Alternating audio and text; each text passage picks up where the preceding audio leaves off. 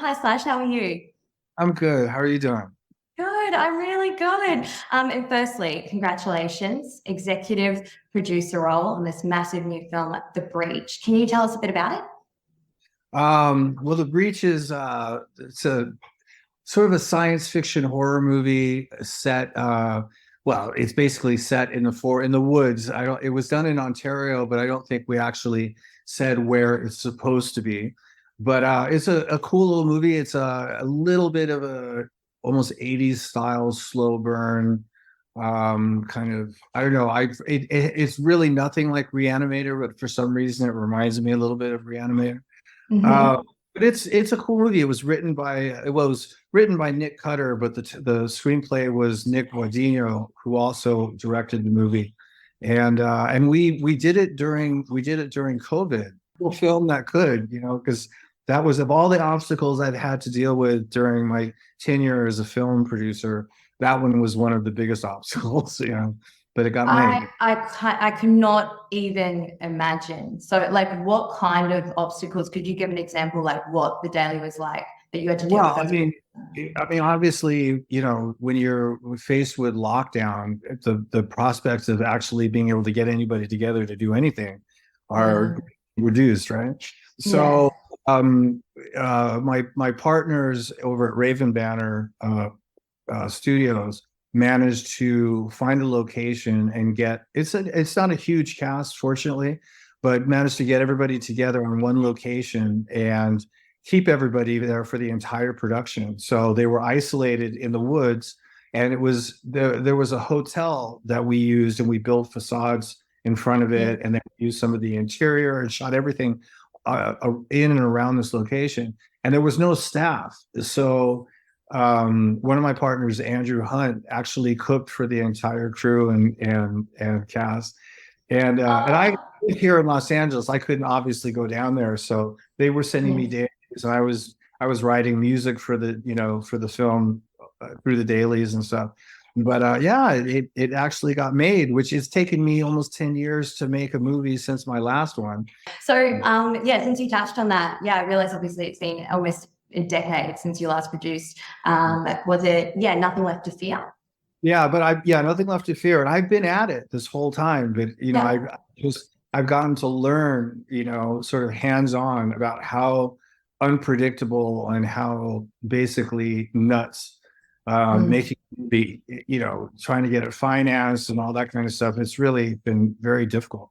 But I've been very busy doing it regardless. And now we've done this one, and I've got a bunch of other projects in the, different stages of development and stuff. And I've got another uh, production that's about to start shooting, which is a TV series coming out of England that I did with Buccaneer. Oh.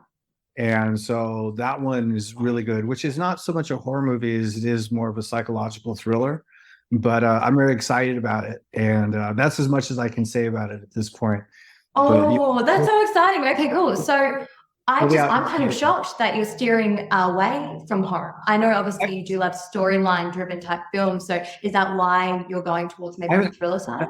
it's not anything like steering away from it. I love anything. I mean, horror is a weird term now. Like I come from the old school where horror meant anything that was sort of scary, or that had sort of a supernatural, or if it was science fiction, anything that was foreboding, was called horror. Now horror has been sort of sidelined as sort of like, Mm. almost a cheap term for genre movies, Yes. but so for me, there's horror still sort of has a much broader connotation, but horror stuff, thrillers that are dark enough, and certain kinds of science fiction. Like I'm not really into Star Trek type science fiction, but I love Yeah. the thing, like so.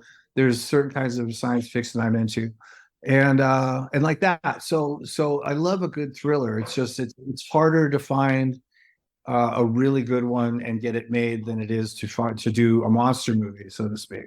Which it would Yeah. be hard enough to find a good monster script too. But yeah, I'm into anything that's really good. That's sort of like got a dark edge to it. I'm not a. I mean, there's obviously some pretty bloody stuff in The Breach here and there, but I'm not a gore for gore's sake guy. Mm. It's not my Mm. thing. I love it when it means something. and there's a reason. Yeah. Yeah. I'm a big proponent for, what you don't see as being actually more terrifying than just putting it all out there. For sure, leaving it to the imagination. Yeah, I think I remember you saying in an interview years ago, you said gore with a purpose. I like Did I that. say that? Yeah, that would be me. What was it in this script? So obviously being a massive horror buff, I'm sure you get scripts thrown at you all the time. What was it in this script where you're like, done, I'm sold, I'm on board? Well, I mean, it was, I do see a lot of scripts, and a lot of them are really not very good. But Rodrigo, who wrote the script, he's just a great writer. I was reading something of his today, something new that he did, and he's just a really good writer. He has a great way of pacing things, and a great way of developing the characters and getting you invested in the characters. And so when I was reading the script, I mean, I just got drawn into his way of writing anyway. But then the story itself just sort of carries you along, and then you get into this journey into the woods looking for this scientist, and it was just really engaging, and the suspense was there, and then the payoff at the end. I was like, oh yeah, I'm in. What is the most scariest film you've ever seen? If you could choose one. I mean, okay, so I'm a big scary movie fan, right? I don't really get scared at movies. Wait, you don't get scared ever? I get, I mean, you get the suspense in your heartbeat, but I mean, I don't really get like scared at movies very easily. I'm one of those stoic types that sits through the jump scare. But at the same time, I did see a movie which was called everybody knows it, The Strangers, which came out back in I think it was in the 90s. And I remember seeing that on TV at home one night with my girlfriend from back then. And that movie really actually was pretty unsettling. Maybe it was just the time of night and the being at home alone. It was just set up perfectly. But the movie that really scared me when I was, was back when I was a little kid, and I saw a double feature of The Exorcist and The Night of the Living Dead. And I saw it with my mom in a drive-through, and my mom and her girlfriend. And I had to have been maybe 7 or something, somewhere around there. And the Night of the Living Dead was the movie that really scared me, because it was so stark and visceral and just raw and unrelenting, And there was the scene with the little girl with the spade when she chops up her mother, and you just you just see her coming, and you're just like, this isn't going to really happen, is it? It was just the way that it was made. It was just so unforgiving. And then The Exorcist was great, but that was way more entertaining and fun for me.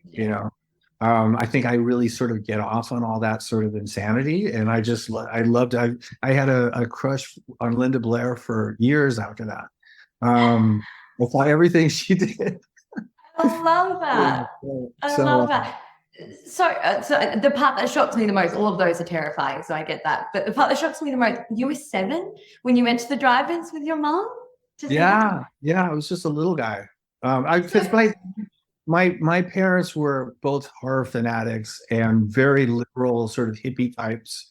So they took me everywhere that they went. There was no rated R for, I mean, within reason. They didn't take me to any like really violent, although I did see Dog Day Afternoon back then.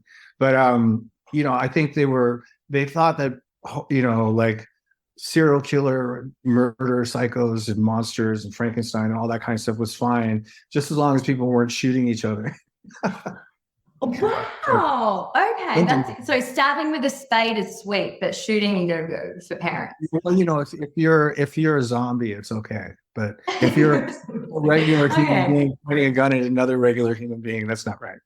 No, fair enough. Okay, fair enough. Was there ever a point in that movie, or you remember watching certain films with your mom where she was like, honey, stop, you'll get nightmares? or you two were just so understanding of where you were at, and she knew you wouldn't get scared? That the only time that that ever happened to me was somebody going to a movie with my girlfriend and somebody else's parents. My parents, I don't recall them ever going, "Oh, don't look," but I don't really recall that. But I do remember going to see Jaws with my girlfriend Chris Lynn's mom and dad when it first came out, and him saying, "Okay, now remember, this is only just a movie." Hey, for context, how old were you? I was 10, 1975, so I was 10. Oh, that's so cute. You went and saw Jaws as a date when you were 10 years old. Where would you place The Bridge on that scale of the scariest film you've ever seen? Where would The Bridge go?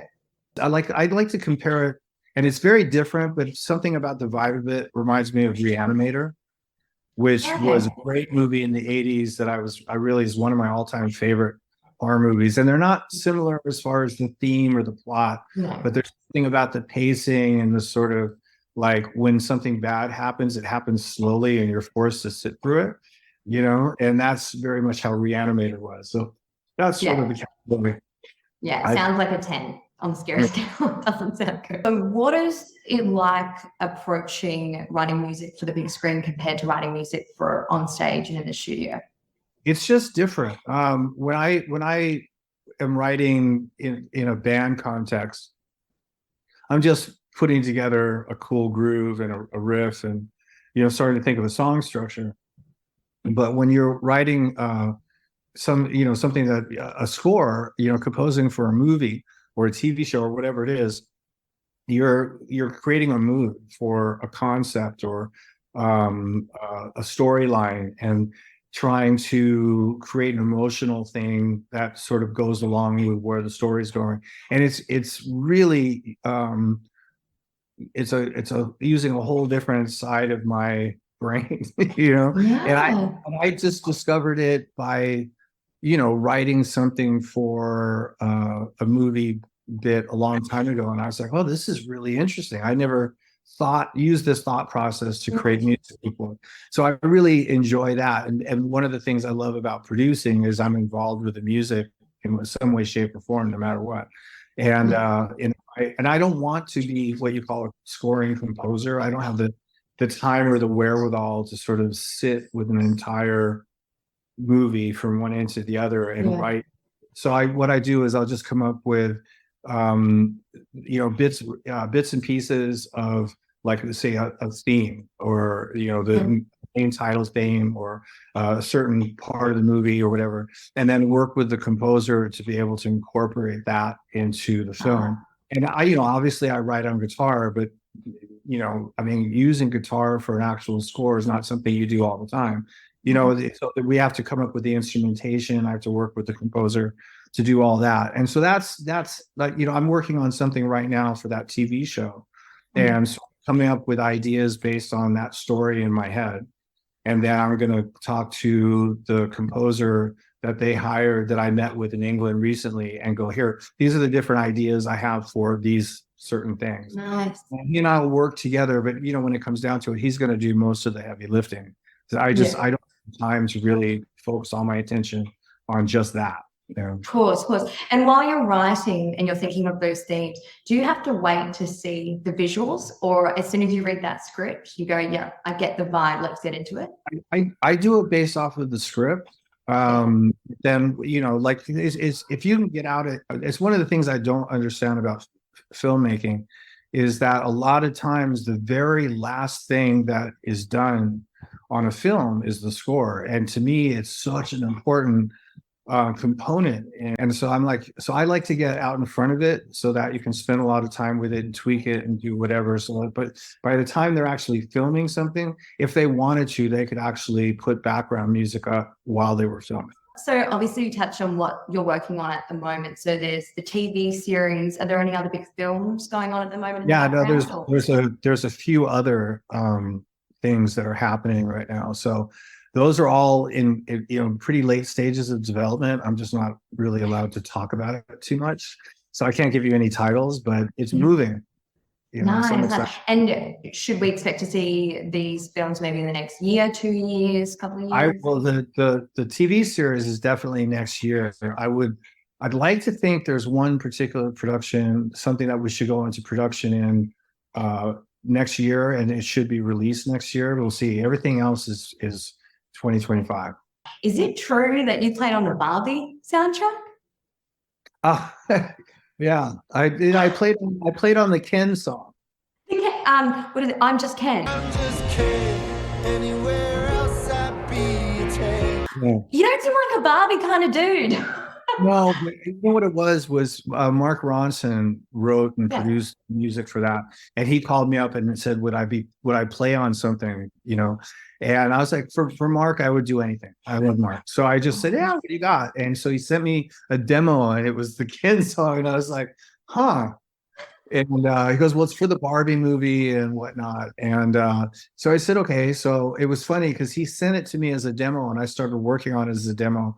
And then he started introducing real drums to it and other changes. And so it all of a sudden I had to trash what I did already and do it again. And it actually was one of those one-offs that took a little bit longer than I expected it to take.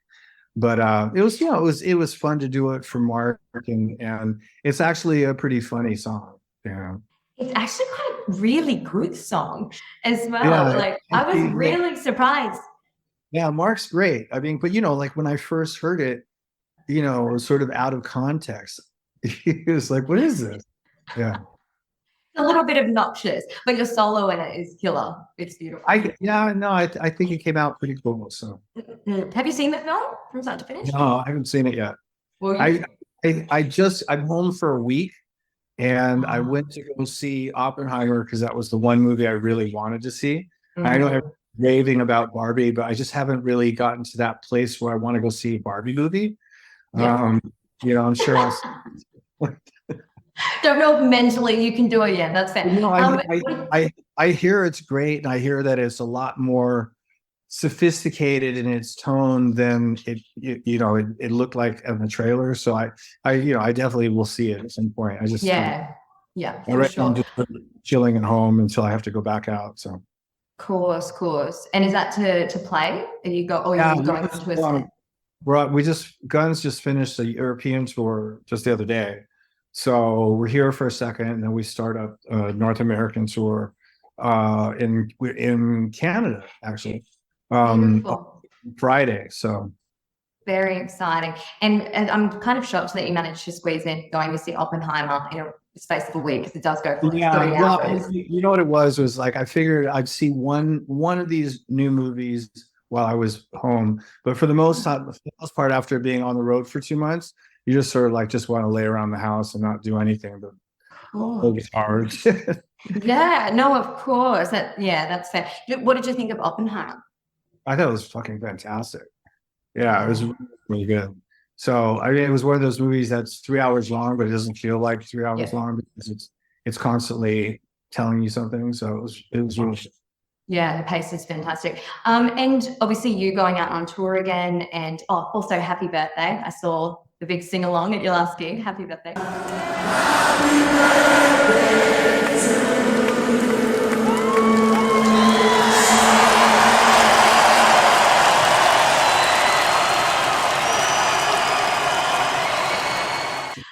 to how do you, it was so beautiful, and you look kind of shy. You turned away at promo. I didn't know that was coming, and it caught me totally off guard. And then with the whole place, you know, pointing their attention at you, and I didn't have a guitar in me. I told my tech, I said, give me a guitar or something. But yeah. It was really beautiful, and it was so loud. I was shocked that it hit you like a wall. It was in Greece, and that crowd that night, even though it was 105 degrees at the time, they were so fucking enthusiastic. They were a really amazing crowd. Put together from the team from Watch Combat, and they wanted to know if The Breach, the film, was a guitar. What guitar would it be, and why? Wow. Okay. I know you're a Gibson fan, so I'm expecting a Les Paul. That's the most unique question I've heard all week. I suppose because the nature of it, I would say it was more like my 58 Explorer than a Les Paul. So nice. What color? It's sort of a natural color, but it's beat to shit.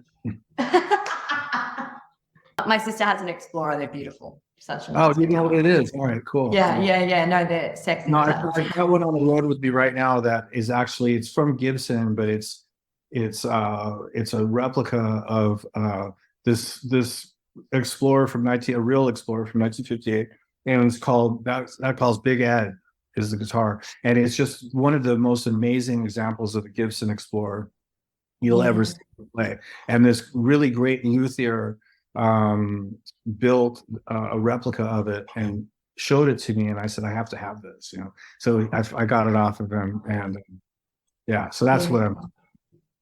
Nice. All right. Well, thank you so much for your time today, Slash. It's been a pleasure. No, it was good talking to you. Thanks for a very interesting conversation.